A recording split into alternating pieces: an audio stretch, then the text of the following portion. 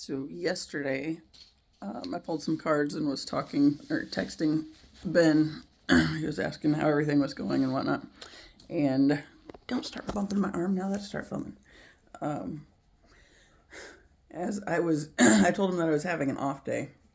And as I was going through the cards and like reading what the guidebook said for each of them, one of them was the purification card. It's from this Sacred Destiny Oracle deck, I think. But when I got to this card, I knew it was going to be relevant because it was purification. And what it said was, it is difficult for new vibrant energy to enter your life if it is clogged with old, outdated energy. Cleanse and purify your body and physical space. This is a great time for a detox, clutter clearing, cleansing, and space clearing. Release outdated energy and invite fresh and clear energy into your life. Decluttering is modern day alchemy. If you don't love it or use it, let it go. So that kind of set me on this little focus of, I knew I wanted to get that bookcase moved. So that became, I mentioned it to Ben, and I was like, you know what, after I was done writing the cards, it's like, I'm going to go work on this project. So I had to, you don't need to eat my book. I had to move a chair out of the way. It's like a chair I got from my great grandma when she passed away. She said that chair was mine because that was the one I always sat on every time I was at her house, both when it was their farm in Bloomfield and then when she moved up after my great grandpa passed away, up to New Pal with us. Well, not with us, but in the town. She was about a mile away from us, but it was always my chair. So she said it was my chair. And now I got it. But it is an awesome chair. And this chair is completely not the point of this. I don't know why I'm on this tangent, but I'm on the tangent already, so I'm going to follow it. So I have this chair, and it has, I'm pretty sure what's the original fabric on it. And I don't know how long she had this chair, but I know at least the 70s, but like, I'm pretty sure earlier. I think my grandma said it might have even been like the 50s or earlier even.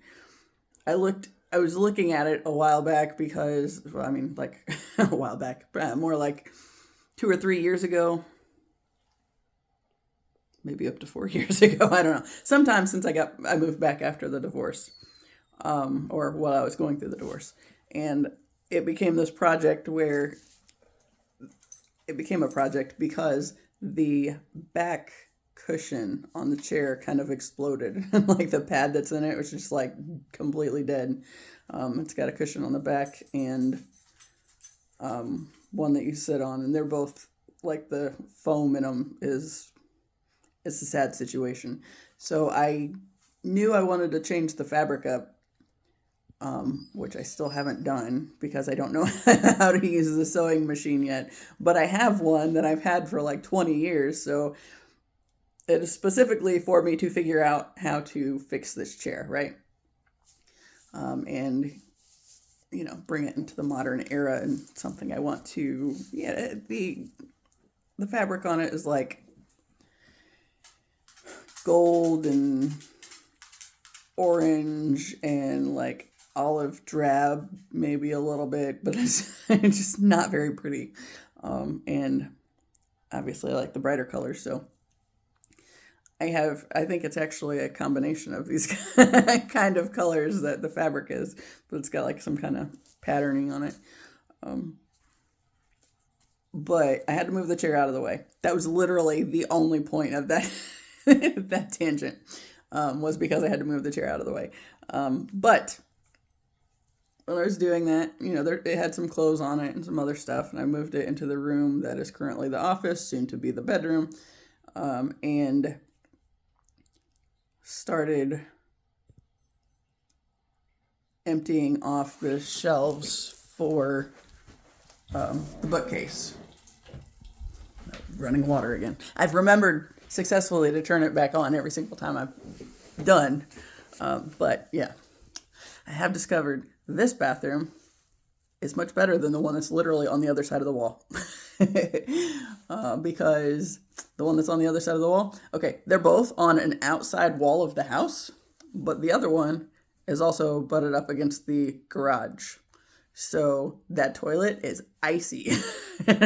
And I used it a couple times. It's like, this ain't gonna work for me. So I ended up the next time coming into this, it used to be her mom's old room before her mom passed away back in April. So yeah, it's like this amazing. Just being on an inside wall and having a bathroom on the other side of it instead of the garage on the other side of it. It's nice and toasty in there. The other bathroom is just frigid. So yeah. Anyway, also irrelevant. Well, another piece to that is this room has vents in it. I mean, that one had, the bathrooms have a vent too, but this bathroom door stays open because the bedroom door gets closed. The other bathroom door is closed, so it just has the one vent, so it just doesn't get warm in there. Again, not relevant. I'm not sure how I keep on these paths, but I do. Anyway, so the energy clearing thing, right? So it got me motivated to go work on the bookcase situation. So the bookcase stayed in that room. It just moved to a different wall. But to get to it to where it ended up at, I had to move the bookcase that was across from my bed. And I had to shove it down a little bit so I could get the other one kind of, it's tight and they're like right up against each other when they're both, or when that one's on the wall, but it's snugly, but it fits. But it was a pain in the ass to get over there, and there was dog hair everywhere. So yes, my big extensive cleaning endeavors are usually reserved for when I am rearranging things, which is partly why I rearrange as often as I do, but also, yeah, whatever. It is what it is. I don't, it's irrelevant. Anyway, so I pulled all the books off of the bookcase, and like I had to pull it over after I moved the chair out of the way, and then I just started stacking the books on the floor and up against the wall. And it was a big ass stack of books. I mean, because I've mainly collected. But did that in the dusting it as I go, and then I moved it over, and then I started putting the books back on the bookcase. And I don't remember what Ben said in that time frame, but I think he asked what I was doing this evening or something, and I just took a picture of the big stack of books and like the stuff I was shifting around and just left it at that. And he looked at it and he said, "That gives me anxiety." It's like, yeah, but it'll be better when it's done. So it was this whole endeavor. I got a couple, like 5 or 6 books probably, that I know I don't want. There'll be a bunch more, but I wasn't in the mood to sit down and actually go through all the books at that point in time because I have this other focus at the moment, right? So I was doing that. And then I got the bookcase moved, got everything back on it, got the corner swept up real good. So all the dog hair is mostly gone.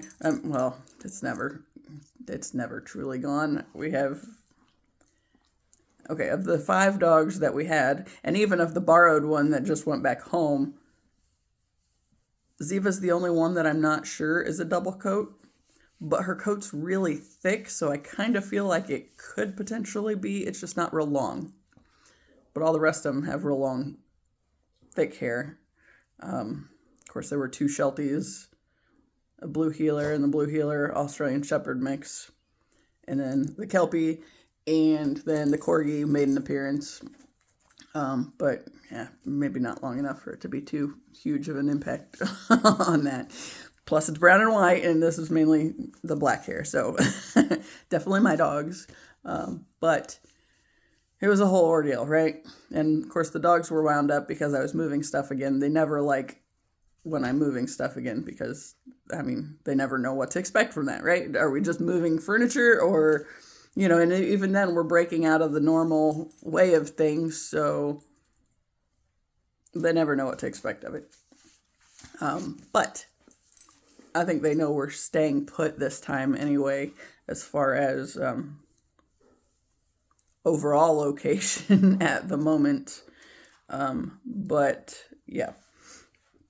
Hey, don't be tearing stuff up. Get out of there. Buttercup, come on. Oh, get down. Damn it. Anyway,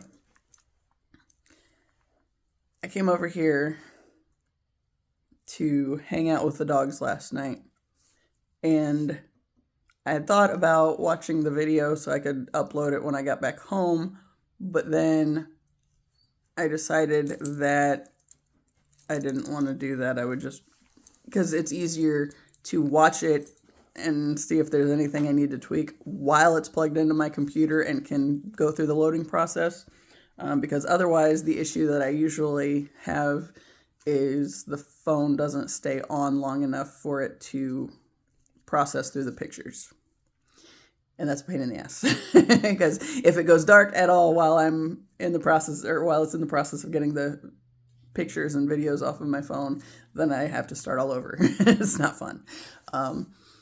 So yeah, it's just easier if I watch it while I'm doing it. So I decided while I was here, I was going to sit down on the couch, on the chair with them, because they clearly want some some more focused attention, right? And I think India ended up passed out on the couch, and Buttercup, she was on the chair with me for a little while. The problem is when they get up there to sit with you, they don't just get up there to sit with you. They're like, can you see me? Appreciate me up here. So it's like, I don't need you in my face, so we go back and forth with this like 1,000 times until they finally chill, and then we get along fine. But anyway, yeah, over the summer when I was here, while my brother took his wife to work and I was sitting with Gracie while she was asleep, Buttercup would kind of snuggle right in, and India would kind of, too. Gracie was sleeping on the couch for some reason back then. I think it was they got a new couch and she just really liked it. But yeah, so we'd all just be napping on the couch. But I would always have a hood on, so I'd like put it over my face until they stopped trying to be up my nose. Now we're just here at a different angle, right? In the meantime, because I really like this shirt, muffin. This was, honestly, they got it for Gracie, and she didn't, I don't know if kids at school have told her that Bluey is not a cool show or whatever, but, we're all about Bluey, especially since it's a family of blue healers, and Taz is a healer, so there's a lot of traits that we can see with that. And Gidget's healer, Aussie mix. And then Ziva's a Kelpie, so like all the breeds that my dogs have in them are featured on the show. So it's fun. Anyway, if you haven't seen it, I highly recommend it. I love that show. Especially if you were born in or around the 80s and have an appreciation for that time period. The Fairytale episode is fabulous. So yeah. Anyway, will you please quit? Just put your foot on the floor. It's okay. We don't have to hold... We're going to hold each other. Okay. Anyway, as long as you just stop smacking me. So, last night, I think I had Hotel Transylvania on. I was sitting with these guys, and I started flipping through Facebook. I was like, it's time to do a purge again, right? So, I got, I guess, a little carried away. Nah, not carried away, but I was having fun with it, and I keep going back to this project now because it's amazing how much lighter I feel just, going through like the friends list and being like, okay, first off, the very first time I went on a purge of people, it was because there were people like the mean girls in high school that weren't nice to me that I had on Facebook as a friend. And it's like, we weren't friends then, so why are we friends on here? So I cleared a bunch out that way. And that was kind of a weird little time frame because I think there was a group of them that realized I had deleted them when I was at Tyler's funeral, because it was just kind of like this awkward kind of moment. I don't know. But anyway, kind of irrelevant. When I did it the last time, which that time, okay, so Tyler died in 2018, so that was probably the last time I did it, because I wanted to say I had just deleted a bunch of them before the funeral. And then I've gone in there occasionally, but I usually talk myself out of certain people, like certain connections and whatnot. This time I'm not holding back. And I was having fun with it too. And it was like, okay, like my best friend of 15 years that I stopped talking to in 2020 after she told me she didn't trust my judgment. And I think that was mainly because I told her before she got married that I didn't like her husband, because I had said when she was when she was going through her divorce that if I had known the one she was getting divorced from, I would have told her ahead of time that I didn't like him. Dude never sat right with me. But then the next one, when that came up again, it's like, I have to say something.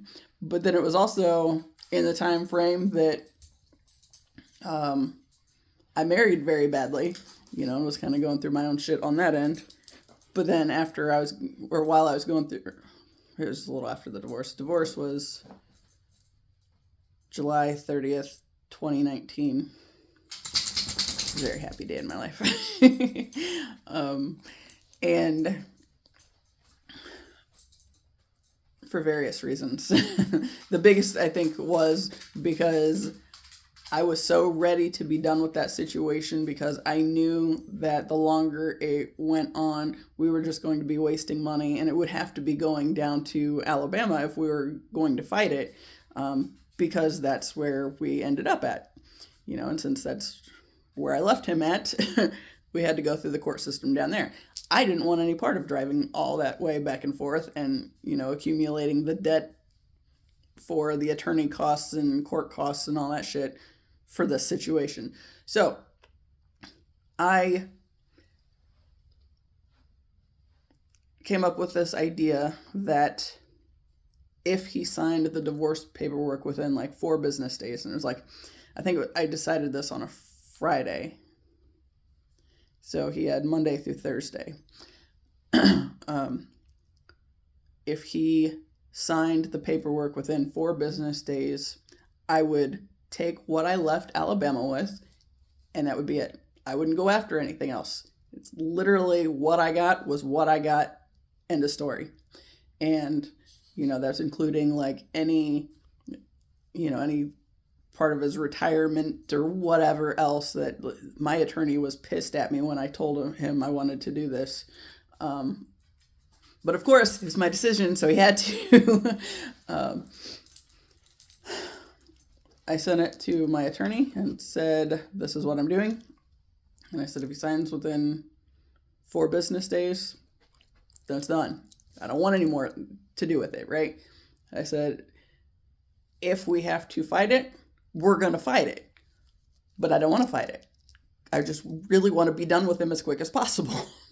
So I sent this email to his mom with this extensive list of why I was leaving, all the ways he lied to me and I caught him in the middle of it, and the things he was saying to me along the way. And she knew how I was as far as building a court case, because she basically saw they reaped the rewards of me having a good sense about timelines and stuff and putting things together in an order where I could pinpoint exactly where his son's mom was getting her information and where she was manipulating it, and showed with evidence that, I mean, like court or like obituary stuff, that's public knowledge, right? So when she found out that my ex's grandma had died, she assumed, because it's natural to assume, that we would be at the funeral, right?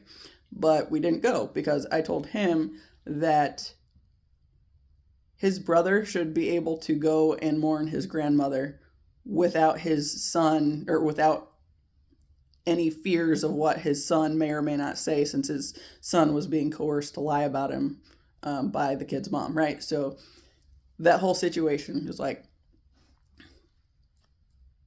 I made the solid case. I showed evidence with, here's pictures, time-stamped pictures from when we were in Alabama on the beach, and, the picture we sent to everybody in the text message, like a hi from the kid kind of a thing, all that stuff. So she knew I could build a solid argument.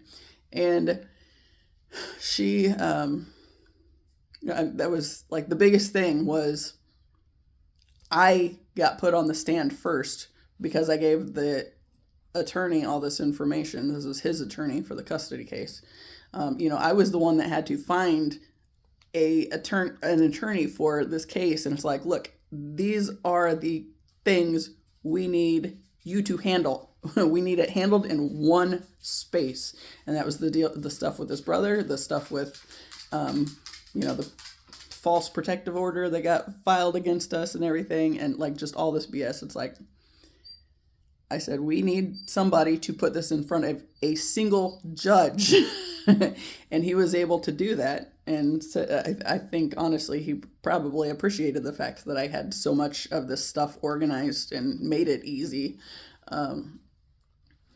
But, yeah. Oh, yeah, that's the piece. Because of how much I obviously knew the case. What? Buttercup's over there acting weird, and I don't know if she's got like spirit energy like washed over or something, but she just jumped. Anyway, probably static from the damn balloons that were there yesterday. Anyway, like when it came to the hearing, I went on the stand first because I put this whole thing together, and he wanted to show that I knew all this shit and, had it very organized. And I ended up being on the stand, I think, for like 4.5 hours. And my ex wasn't even on the stand for that long. Nobody else was on this. Okay, the only other person that was on the stand for remotely, well, she was actually for longer, was the kid's mom, because she was the one that had her fucked up story all over the place and didn't know her ass from a hole on the ground at that point. And she was up there for 7.5 hours, and it was basically just the attorneys showing the the judge that she didn't know what she was talking about, but then also putting me up there. And of course I came in all professionally looking and all that fun stuff, and I didn't have the fun colors back then. I can look professional even if I got colored hair. It's no big deal. But yeah, that wasn't the point. Point was, I obviously knew what I was talking about, and that was very clear. And when when we were on break and I remembered something that I had forgotten to mention, then I mentioned it to to his attorney or the DCS attorney that was also there. And like they both were like navigating this whole thing and, trying to, okay, give me all the information, right? So that, yeah. Anyway, so when I basically had this whole line of information against her son and said, look, I'm ready for this to be over with. If he signs the paperwork within 4 business days, I will take what I left with, and that is it. I don't want anything else. I just want to be done. And I said, if he doesn't, then we can fight. It's like, but here's all the stuff that I know. And never mind the other stuff that I also had access to at that point. Like I mentioned that how I found that copy of his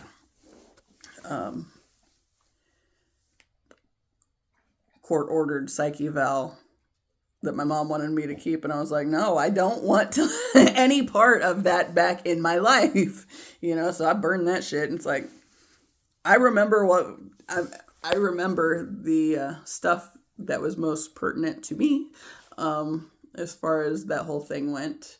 And, that piece about needs further testing to rule out narcissistic personality disorder. That was a big piece.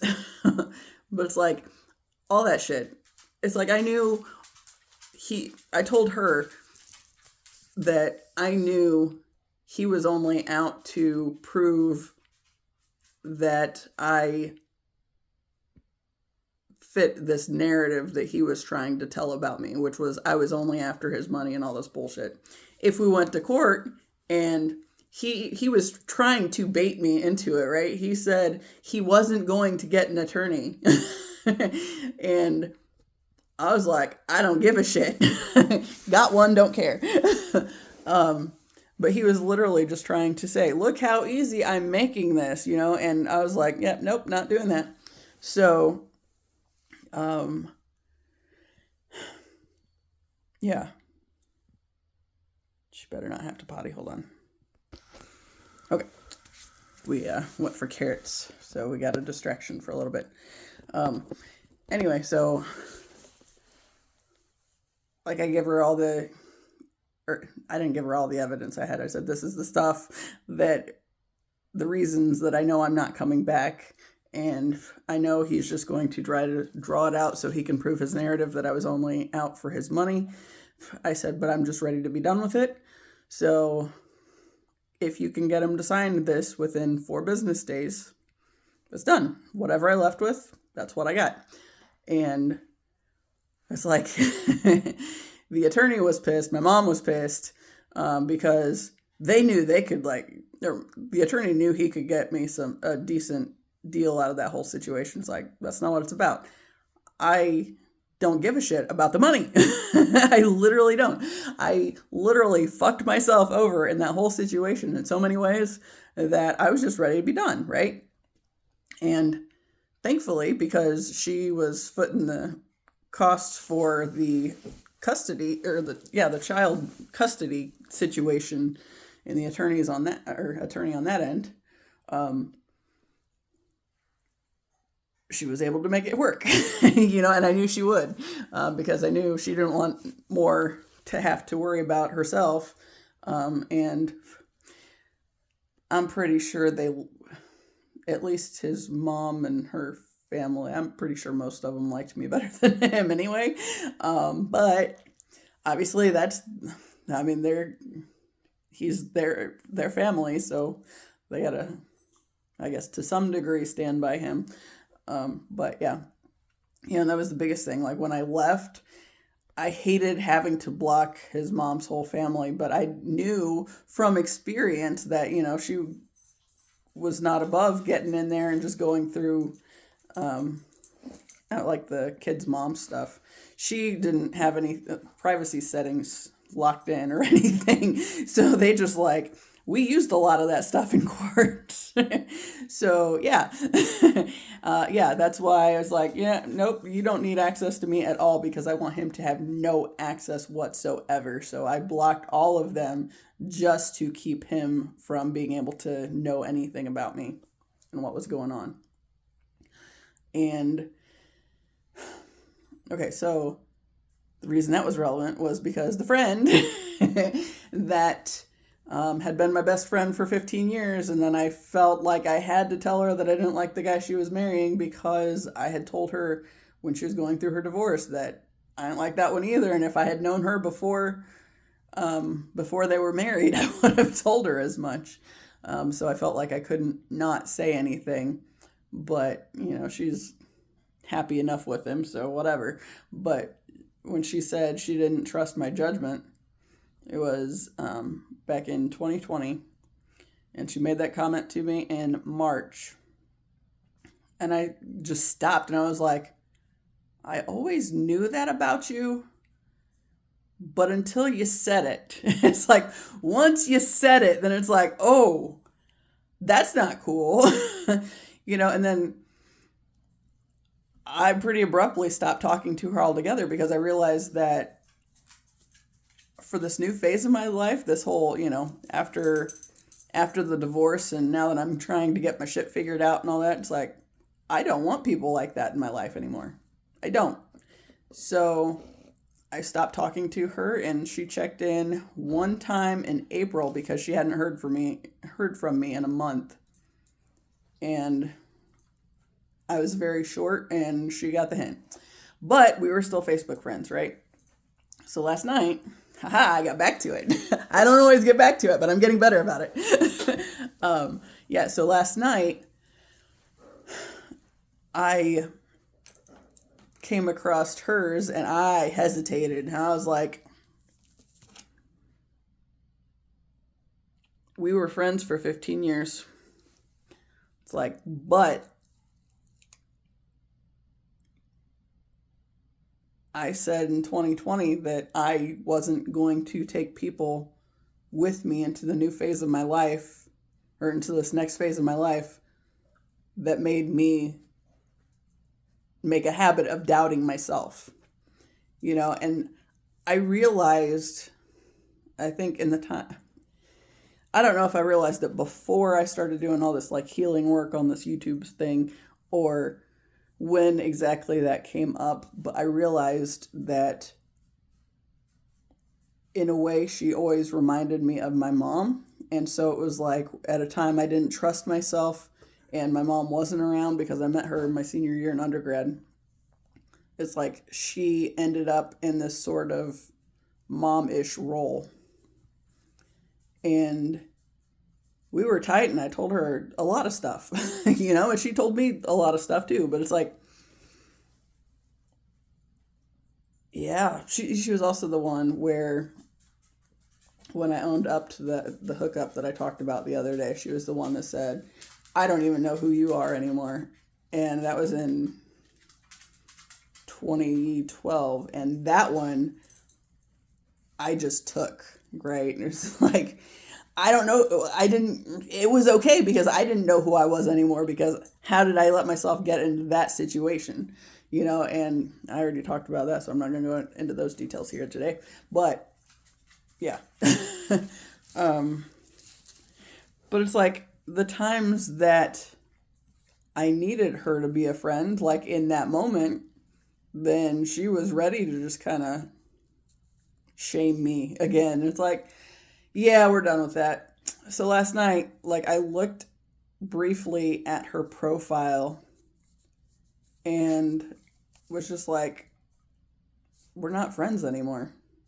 And I don't need you having access to my stuff so you can do what I did in that moment and just go through her stuff and be like, is this worthy of my time anymore? No, it's not. So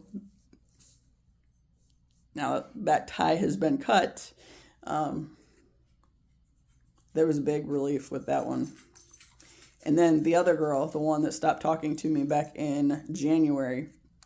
So in that situation, that was one of my derby friends, like the one person that I thought, or I knew she wasn't completely on the same wavelength that I was as far as like the spiritual growth and moving in that direction as I've been, just with some of the stuff, like she gets sucked back into posting or whatever.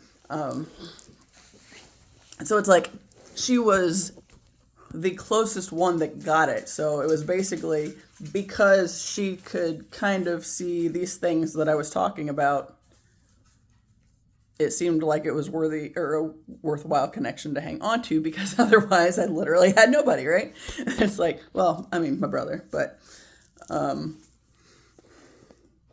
mean, even that one, like, he's limited, like, I don't tell him everything and don't, which is, I mean, that's normal.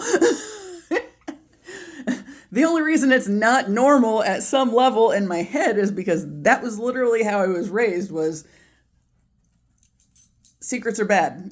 And if you have secrets, then you must be hiding something. It's like, no, it's just not everybody's business.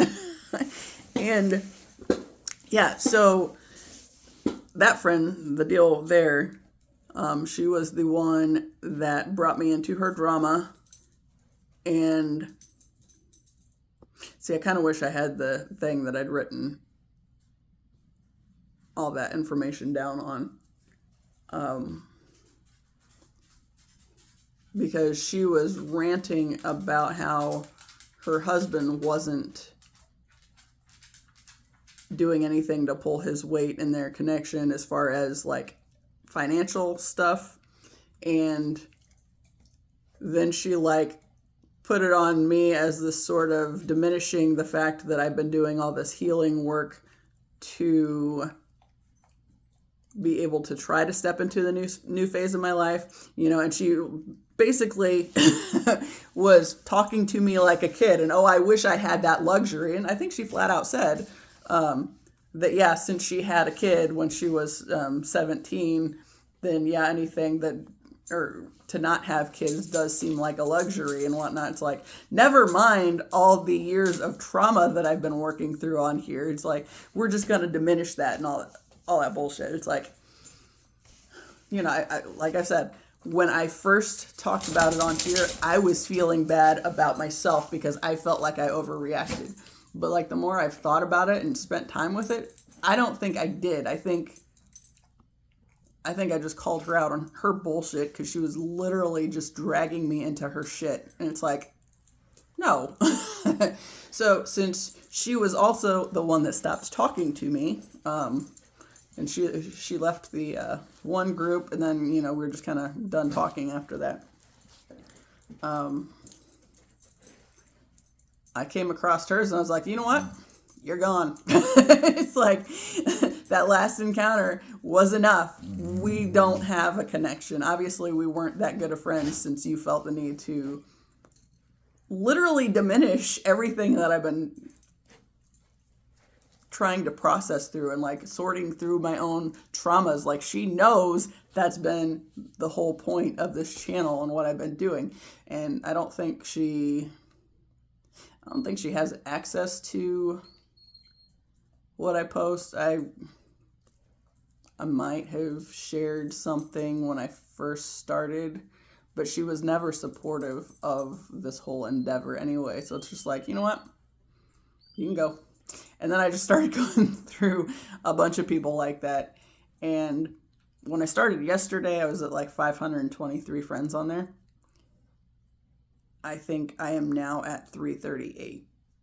And it was just like, okay, like there were several people that I reached out to after I found out Tyler was in the hospital, just to make sure that everybody knew, and if they wanted to come visit or whatever, then they could, right? And the biggest thing I remember thinking then was, if I didn't know, I would want somebody to tell me. And I think, I don't remember, I think Paul had started a group to give updates on how he was doing when he was in a coma. And that was a big thing. It's like, I would want somebody to tell me. But then there were a bunch of people that like never said anything, not even a fuck you or whatever. It's like, y'all can go. I don't need to take this with me anymore. I don't want to, and then, I mean, there were some more distant family members, like my mom. When I get to where I'm going and have more new things going on in my life, then I won't want her connected to it either. Right now, it's more she's going to be a pain in my ass if I block her on Facebook or whatever. So since I'm still living there, but literally that's about the only reason. So yeah, but like I was just going through everybody, and it's like, yep, you can go, you can go, you can go, and the one of my cousins that I mentioned, she was my dad's youngest sister's, which I think that she's the fourth in line, only daughter. I don't like this girl. I never have. Since we were little kids and she slapped me to make an example of me. We did not speak again after that moment. Okay, that story, rough overview, if I can keep it rough overview, was, so of all the girls, I think my brother was the only boy at the time, so he was off doing something else, playing trucks or whatever. There was me, and there was the second sister's 3 daughters, and the youngest sister's 1 daughter. And we were all going to play something, and Lori told us what we were going to play, and I said, I don't want to play that. And everybody else was inclined to line up with what I was saying, and they didn't want to play it either. So to make an example of me, she slapped me to show everybody else that this is what's going to happen if you don't go along with what I want. So it's like, fuck you, dude. Her dad's the one that died back in, about a year ago. Like February 11th last year. And he was the first of the deaths that, like I knew I was going into a death cycle or an ending cycle, because I started seeing 37 all over the place, and that was my great-grandpa's birth date, and I didn't realize it until I started seeing it everywhere all the time, and it's like, that has to mean something. And then suddenly it was like this whole thing that had been shut off to me. Like I literally had never considered that my great-grandfather might check in with me after his death. Because that's not something that I think most people were really encouraged to think about back then. And, I got sucked into this whole downward spiral with obsessing over death like it's this horrible thing and not just a cycle of life. And, we're going to spend like 33 years mourning my grandfather's death before I realized that was a load of shit and he hadn't died yet.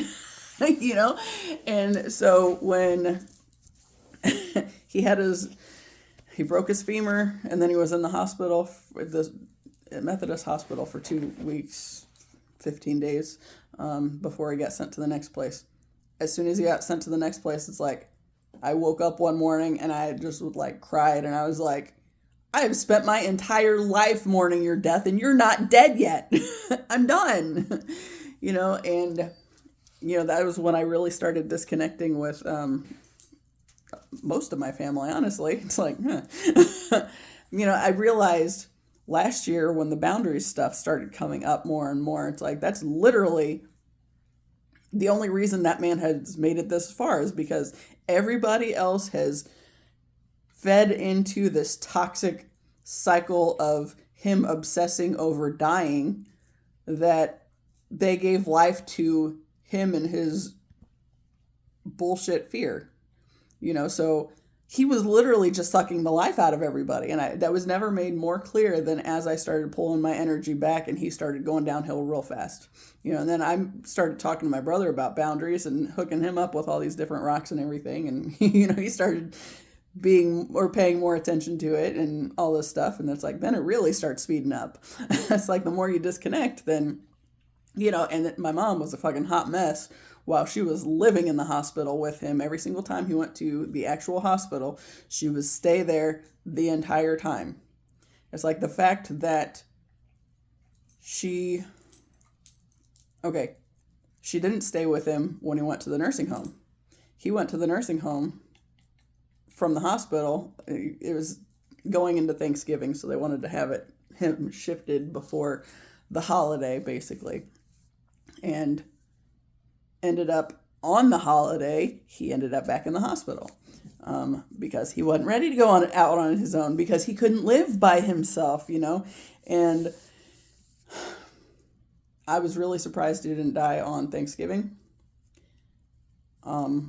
But it's like we had our Thanksgiving at the nursing home / rehab facility because they had an open room for like this time frame. My aunt asked about it, and so we decided we would do that since he was supposed to be there. They go to get him up that morning, and he was like wasn't breathing well on his own or something. I don't know what all the story was there, but it's like we literally start coming in with the food and trying to get things set up, and they're looking at sending him back to the hospital. I was just like, of course they are. Because it's like, when I was talking to my mom about it later, it's like, because he cannot live on his own. The only reason he is still here is because you keep feeding him your life force energy, and everybody else is supposed to just keep doing that. It's just a toxic leeching system where you're just sucking the life out of everybody, and fuck that shit. I'm done with it. But after I had the conversation with her, I think the last couple times I saw my grandfather, he just looked at me. And it's like, almost like he wanted to say something, but he didn't know what to say. And I didn't even bother looking at him, honestly. Because, the only things he'd had to say to me were anything to point out ways that I was different from everybody else, in ways that I was low key, because he didn't say flat out that I was less than them, but he was still calling out the things that set me apart from the family, because that was always the point. Look how much you don't fit in with us, because you're not just being here or letting us leech off of you all the time anymore. But like literally I tried fitting in what they seemed to want me to fit in for so long. There was just like, once I hit that point, it's like, no, done. And my aunt got really upset with my one cousin, the youngest cousin, because she had told him that Grandpa was doing really bad and was getting ready to die, and he sent back this big tangent of, for 6 years he's been dying and yet he's still not dead. It's like, dude, I'll do you one better. My aunt told me about it because she was really upset, and then she showed me what he had sent to her, and I read it, and I was like, I said, I get why this bothers you. I said, but at the same time, I said, it wasn't just 6 years. I said, it's been at least 33, because I was 8 and he used every birthday, holiday, everything as an opportunity to turn everybody into this obsession over his death. I was like, no, done. Yeah. So, I mean, that's basically like the whole same thing, like with this whole purging people on Facebook. So it's just like, I'm not just, when I get to this next part of my life, like this, I've talked a lot about how this is kind of a weird transition time, because it's like I cannot go back to the way things were, but at the same time, I'm not quite to where I'm meant to be at just yet, because it's like those pieces are still coming together and falling into place. But this whole purging thing has been huge for that. And like, I can say that just like how much lighter and better I feel today myself. Like, I didn't go through the whole routine like I normally try to make sure I'm in that good space. What I've done is I got that bookcase moved, and then I started clearing out connections that don't do anything for me. And it's like, okay, when I get to wherever I'm meant to be, right? And when I have the books and am doing the things regularly, I don't want those people being able to click into my profile and being like, or looking for anything in there to tear me down through or anything. It's like, no, I don't want you having access anymore. So that's pretty much what this was, and there were several people that I kind of went back and forth on. but there were some people, like even with Derby and, um, undergrad, cleared a bunch out from there too. Not all of them, but definitely a bunch. And it was all like the one Baptist group that I was involved with back then. I guarantee when they come to find out anything I've been talking about, they wouldn't have good things to say to me, so they wouldn't be sending me good energy. So why should I stay in that connection that I know as soon as I start saying the things they don't agree with, or they are made aware of me saying the things that they don't agree with, because they still buy into their bullshit church conditioning or whatever. Yeah, they don't need access to me, right? So we're cutting that. And anybody that I feel confident would not be supportive of me trying to live my own life and doing things how I want to do, then go. And there are several that I've gone back and forth with. And it's like, you know what? Okay, like there's one person from roller derby. They reached out and wanted to get together for coffee at some point, and it never happened. But mainly the reason it never happened was it was because it was right around the time I decided I needed to retire from roller derby, so I was still early in this whole healing process, but it's like they were still reaching out and they were trying to make friends in the group, and for one thing, and put forth the effort. And I've been thinking lately I need to like follow up with them and be like, hey, I wasn't blowing you off just to blow you off. It's like I just wasn't in a good headspace at that point in time. But I'm totally open with, being friends or whatever. And, if we end up not being in alignment or whatever, then whatever. But I feel like,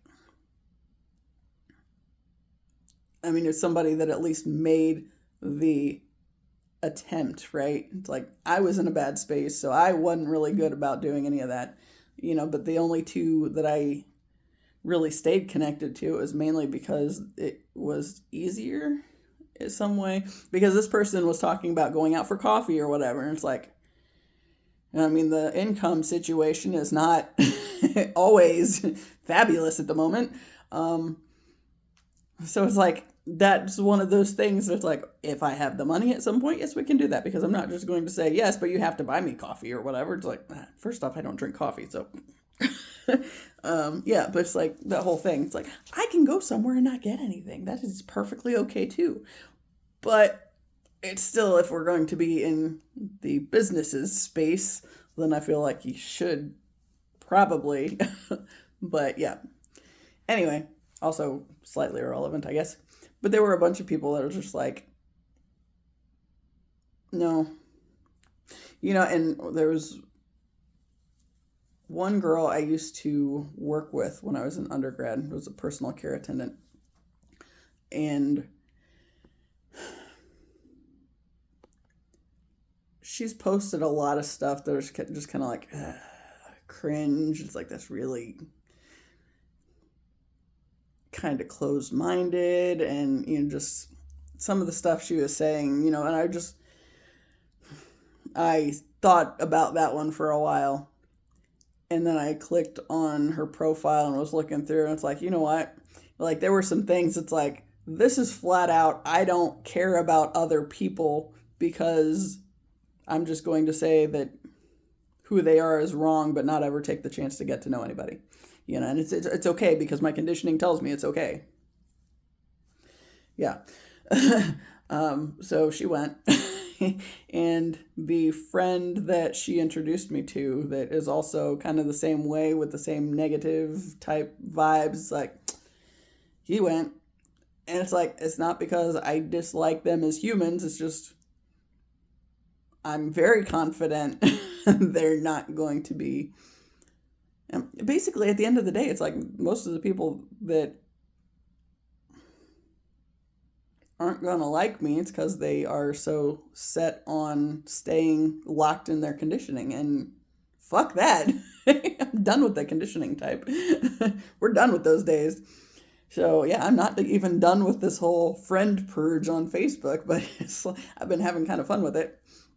One thing I really wish was that there was okay, when you click the dots by somebody's name, if they're gone, like deceased, then there was an option to put that. And like, because, okay, like Tyler, I will never get off of there because he was like one of the most important people for me in this whole journey, and literally has been a huge component in me being able to release a lot of this shit, because it was only after he died that I was really able to start looking at things and being like, look, whatever's on the other side of death, he already knows whatever there is to know. If there's anything over there, he's going to know it anyway, right? So it gave me the opportunity to stop hiding behind trying to live in an illusion that I had been trying to live in my whole life, and it was basically all these things that just poured the guilt and shame for that wounded little kid that I just carried with me because I didn't know there was any other option. It's like his death gave me the room to be able to start processing through some of it. So obviously he can't go anywhere, but then there's others that it's like, okay, this is a weird thing.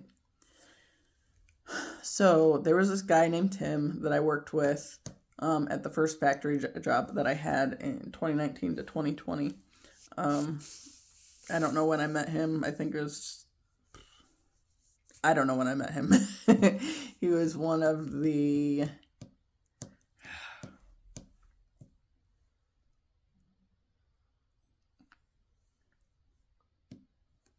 I don't remember what his level was. I know the supervisors were red. I was yellow as an associate. He was orange, but I don't remember what it was. It was just kind of the in-between, and like they were over our section and kind of responsible for it, but not the real high up level or whatever. Not the next pay grade level. But I loved working with that dude. And he was one that I hated to disconnect from when I left. I think he barely had Facebook. He barely had Facebook. I had his phone number, and after I left, originally I was just going to go to the Greenfield location instead of the Greenwood location. But then I was like, no, I'm just meant to be done here. So I left the company altogether. And I stayed in contact with him. And I think it was a couple weeks after I left, I got this really strong feeling that I needed to reach out and see how he was doing. And I checked in with him, and we had a nice little conversation that is still on my phone. Although I think some of the messages somehow disappeared from it. Because it's like some things are like incomplete, or like just like one side of the conversation is there, but yet there's no response, and yet it continues as though there had been a response or something. But I didn't delete any of them, so I don't know exactly what all that is about. But anyway, doesn't matter anyway, I guess. 3 days after we talked, he ended up passing away. And so I was really glad that I had taken that opportunity, because, my brother said he had the same feeling with his one friend that ended up committing suicide, but he didn't follow through and connect with the guy, right? And, that was his friend from the Air Force that committed suicide. But then it also happened again with our family friend that passed away, and we went to the celebration of life for in June last year. I guess that guy had reached out to him several times and asked him about helping him with some stuff, and my brother never had the time, and then Mike ended up passing away, and I am not so sure he's forgiven himself yet, because he never took the time to check in.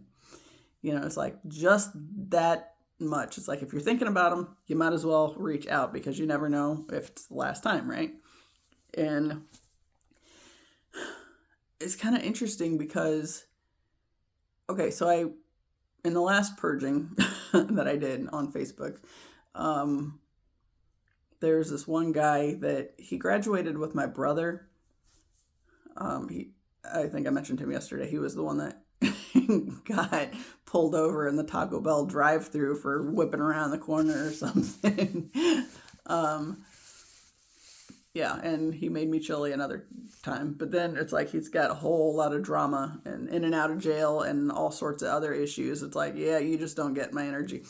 See, the other piece of that was 2020, since I was divorced but single, he randomly sends me a message one night asking if I want to come over and cuddle. It's like, no, I haven't even talked to you in years. And that's the first thing you say to me? Fuck that.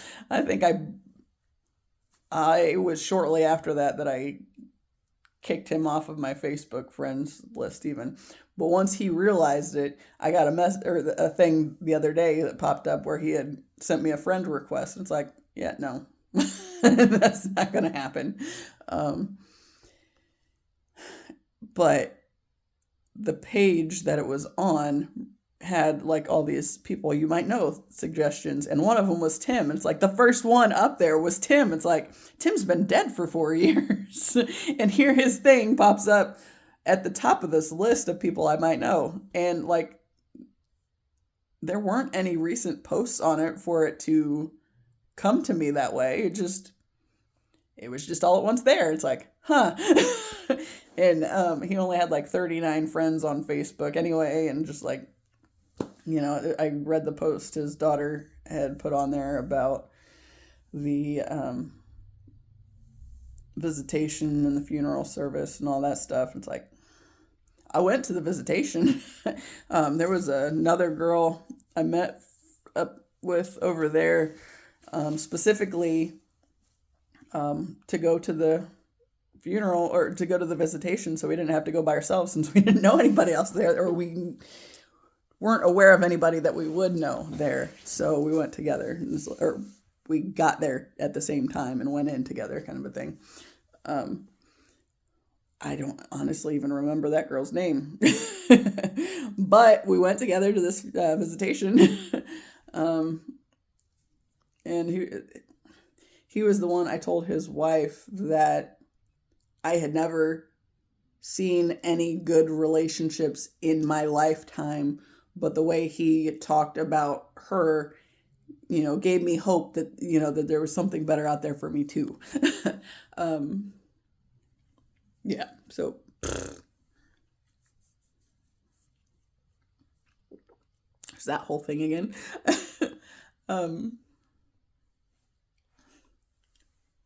Yeah, she did this. So yeah. Anyway,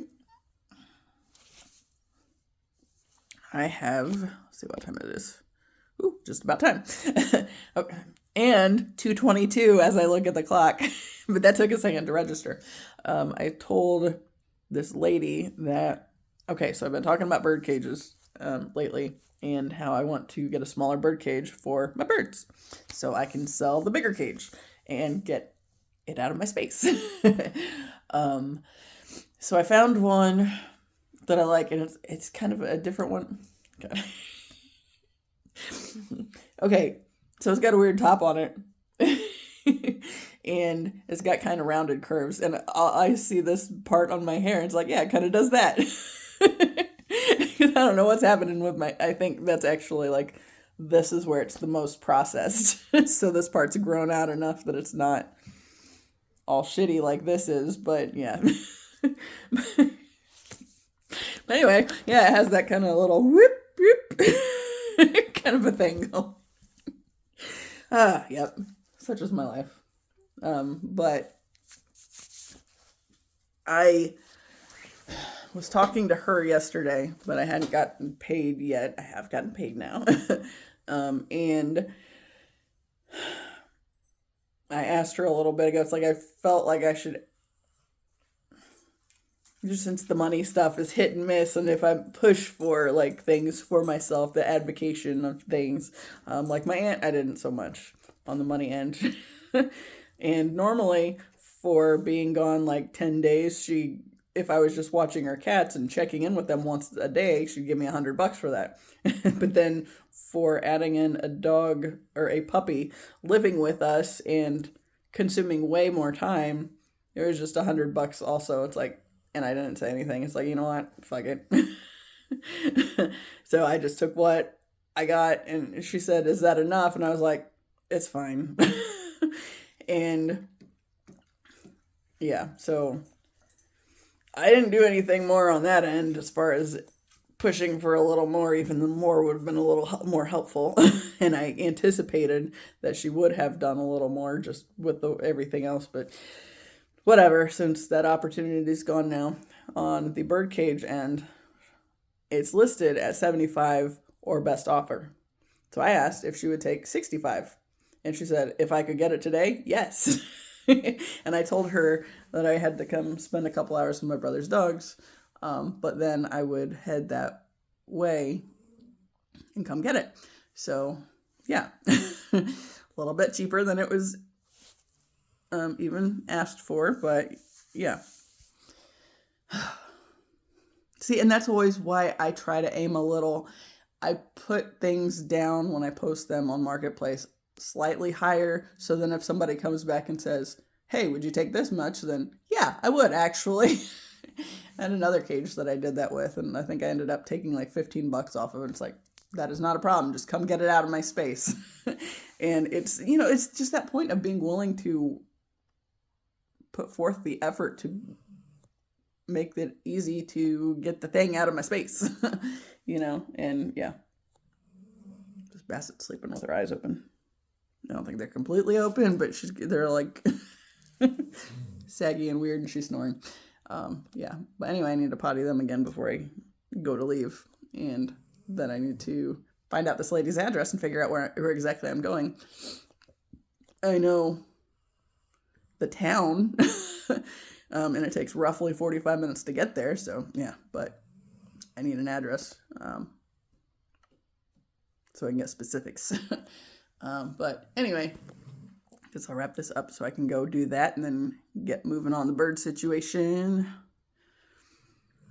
See, but then the new cage is going to have to go in the same room or in the current office for the time being, because I have to clean up the old cage and get it posted before I can take it apart. And not have it in that space. But yeah. But it's definitely got to at least come part of the way apart to be able to leave the space. Yeah. And so I think that's when I get to the point where it comes to the desk and the bed and like moving things, that's going to be stuff that, like, once I move the bed out of the way so I can move the desk in the other room, then it's not something I can stop on, right? Because I don't want to sleep in the living room because my bed's in there waiting on me to get the desk out of the way. And then, once the desk is out of the way, then I can move the bed back in there. Well, there's like more overlapping things at that point, because I also have that long bookcase behind the desk that will need to go before I get everything in there. And the mattress from there's an extra mattress that's just been behind my bed, like between my bed and the wall. And it's ended up working out really well because the dogs Gidget loves climbing on it and just laying in front of the window and looking out. So it's like, the mattress is still going to be a spare mattress, so it might as well be where the dogs can use it, because Ziva will like lean on it and look out the window too. So yeah, so there's that whole thing. But it's like, once I get to like the bed and the desk stuff, it's like, then I'm not going to be able to quit until I get to at least those things situated. I mean, although technically I guess I don't have to put the desk together at that point in time. It's just easier to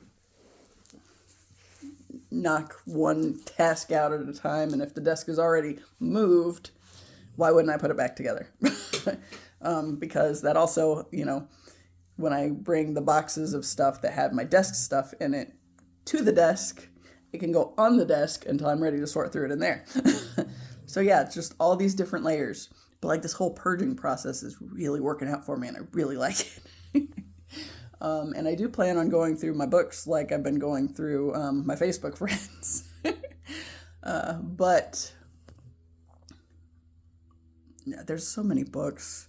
And I've gone through a bunch. I gave a bunch to my cousin that were like the family therapy focus kind of stuff, because that's basically what she does. It's like, hey, you can have these, and if you don't want them, give them to your office if they want them. It's like, because I got them. Some of them I've flipped through, but some of them I hadn't. I got them for classes, and then whatever, I'd use whatever I needed to use for the class. But if it wasn't a full book thing, then it didn't get used. But yeah. Oh, and I got rid of a bunch of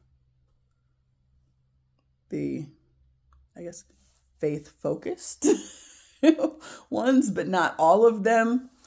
Because there were some that were useful for me back in those days. 11:11. Oh, I was like, as I went to say it, it was 1:11:11. Yeah. So, yeah. But like some of those books, it's like some of those that meant so much to me when I was going through that phase of my life, I feel like I want to hang on to so I can revisit them at some point and see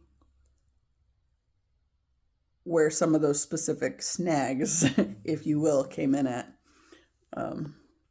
But obviously, like, that's so layered, because like there's so much to all this stuff. All I know is clearing out these old connections has made me feel immensely lighter today. And then I did salt myself in the shower as per the norm, so I'm feeling pretty damn good today.